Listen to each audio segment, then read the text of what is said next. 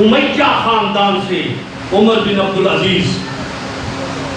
کسی نے کہا حسن مصطفیٰ حسین مصطفیٰ کی اولاد سے کوئی بیویاں آئی ہیں، باپ پڑھتا ہے، دروازے پر کھڑی ہیں، ان کی کوئی ضرورت ہے.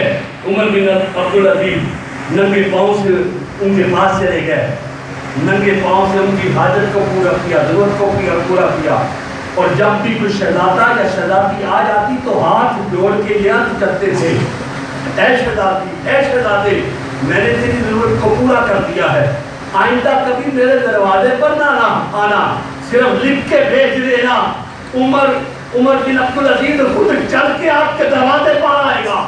اور دوسری بات ان سے یہ کہتے کل قیامت کے روز جب بابا سے ملاقات ہو، محمد رسول اللہ سے ملاقات ہو، صرف اتنا کہہ دینا کہ آپ کا نوکر اور چاکر ہماری خدمت کرتا رہا.